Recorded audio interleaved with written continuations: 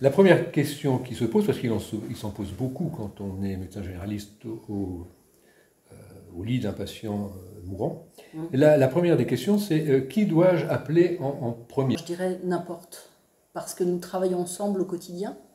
On se voit très régulièrement, on s'appelle tous les jours, et donc tu appelles ou l'HAD ou l'équipe mobile de soins palliatifs, je pense que je ne comprendrai pas, ça arrivera exactement au même. Donc contacte ce qui est le plus facile pour toi. La deuxième question qui me paraît importante lorsqu'on est au lit d'un malade en fin de vie, c'est de savoir à quel moment on doit vous appeler. Idéalement, il vaut mieux nous appeler avant la toute fin de vie.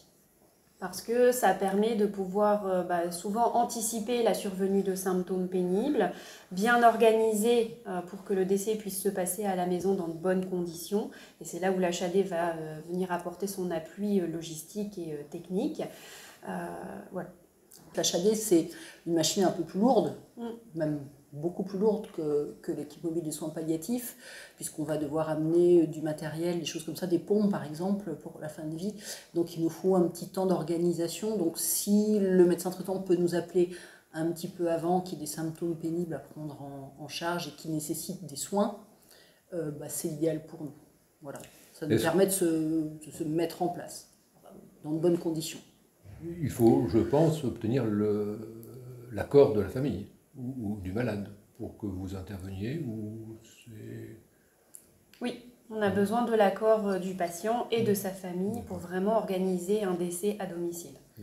Et je rajouterais, pour l'hospitalisation à domicile, il faut l'accord du médecin traitant. Sans l'accord du médecin traitant, nous ne pouvons pas intervenir. La troisième question qui est importante, c'est comment vous contactez?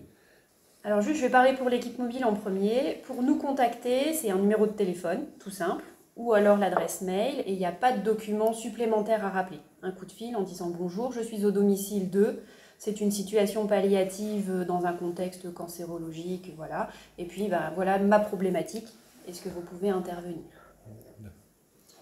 Pour la HAD, vous pouvez nous contacter oui, par téléphone ou par mail, mais le plus simple c'est le téléphone. Et puis nous, par contre, on a un dossier à remplir pour l'admission. Et ce dossier peut être rempli à distance de votre intervention, c'est-à-dire quelques jours après le coup de téléphone, ou est-ce que c'est le document qui doit être prioritaire? C'est un document qui est prioritaire parce qu'on a dans ce dossier, on a tous les renseignements pour le patient, pour sa pathologie, et puis son cadre de vie.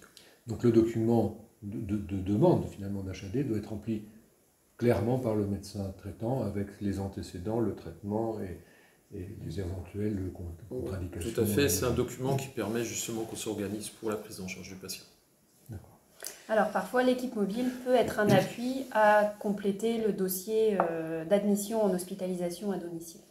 Important de savoir, c'est que par exemple le traitement, savoir si le patient a du midazolam ou de la morphine par voie sous-cutanée intraveineuse, va déterminer les moyens que nous allons amener à domicile. Donc il est important qu'on ait ces données dès le départ. Je rajouterai un tout petit quelque chose pour les médecins traitants qui utilisent le logiciel HM dans la vallée de Audacienne. J'espère que ce sera un jour le cas sur la vallée Romary-Montaine. Il y a, si le patient est connu d'HM, possibilité de faire un formulaire directement à partir du dossier du patient.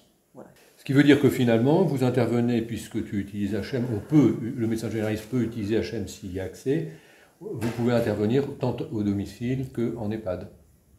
Oui, tout à fait, bien sûr, à partir du moment où les soins le nécessitent. Et la fin de vie fait intégralement partie, en tout cas pour l'HAD, de notre activité. Vous savez très bien que l'infirmière d'EHPAD, il faut qu'elle s'occupe d'autres choses. Enfin, d'autres personnes. D'autres personnes. Et qu'elle est absente la nuit.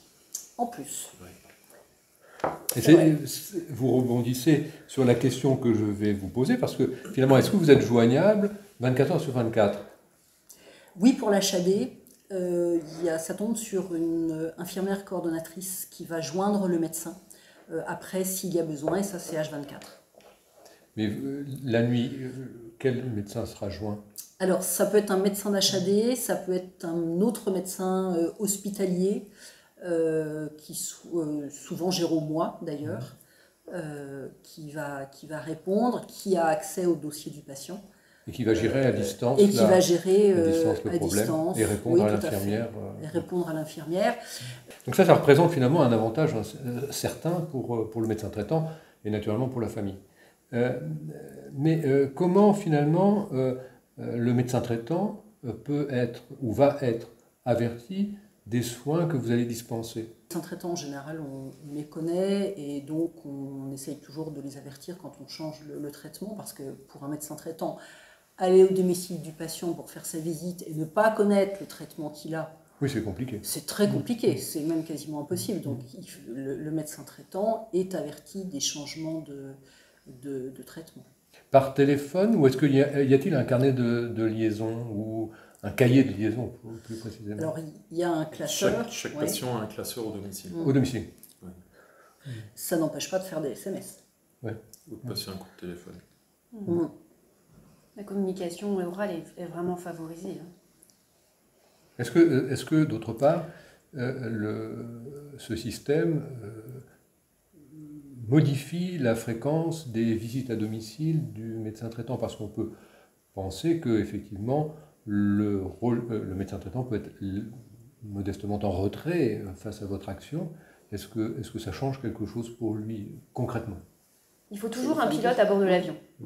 Et le professionnel qui connaît le mieux le patient, ça restera toujours son médecin traitant. Donc il restera le pilier, le pivot de la prise en soin, et ce sera toujours en collaboration qu'il interviendra avec l'équipe mobile ou avec l'HAD. Donc il restera maître de son rythme de visite. Je vois plus notre activité comme un renfort du médecin traitant, et puis pour une aide sur des points particuliers qui sont un peu techniques et où on a plus l'habitude, c'est tout. Mais j'ai cru comprendre aussi qu'il n'était pas nécessaire d'attendre une situation dramatique pour que vous interveniez. Alors parfois, pour les interventions de l'équipe mobile, on peut intervenir dès qu'une situation palliative est identifiée avec une problématique symptomatique, accompagnement, voilà. On arrive du coup parfois en amont de l'HAD et ça permet du coup de bien fluidifier le parcours du patient à domicile et d'éviter les situations catastrophiques où on fait appel à l'HAD dans les toutes dernières heures. On a listé un certain nombre d'avantages, je parle de la disponibilité, je parle de la relation avec le médecin traitant, le caractère de soutien à l'activité du médecin traitant, mais je crois que vous avez peut-être aussi un rôle important auprès des familles. Ça fait partie en effet des missions socle des équipes mobiles, d'assurer un soutien auprès du patient, auprès des familles ou auprès des équipes, voire auprès de tout le monde, si vraiment les situations sont très, très complexes. En ce qui concerne l'HAD, on est à peu près sur la même ligne. En plus, l'infirmière coordinatrice va aller voir le patient une fois par semaine, à l'entrée, avant l'entrée, puis une fois par semaine. Donc voilà, la famille du patient aura l'habitude de voir cette personne-là, ça va instaurer un lien de confiance. Et puis la famille est très rassurée de savoir qu'il y a un numéro H24 qu'elle peut appeler s'il a un souci. Ça c'est vraiment une libération souvent pour la famille des patients. L'astreinte est disponible et puis ils ont toujours un interlocuteur quand ils en ont besoin. Ce qui serait très utile, je crois, pour un médecin traitant, c'est d'avoir à disposition vos numéros de téléphone. Parce que au lit du malade, nous sommes tous maintenant munis de portables et on peut facilement téléphoner, donc il est important qu'on puisse vous joindre. Est-ce que vous pourriez, au terme de cette petite réunion, nous donner vos numéros de téléphone respectifs de façon professionnelle, j'entends, de façon à ce que on puisse vous joindre, de façon à fluidifier les relations. Merci beaucoup d'avoir répondu à ces questions. Merci Luc, on espère que ça va aider la prise en charge des patients à domicile. Merci. Merci beaucoup.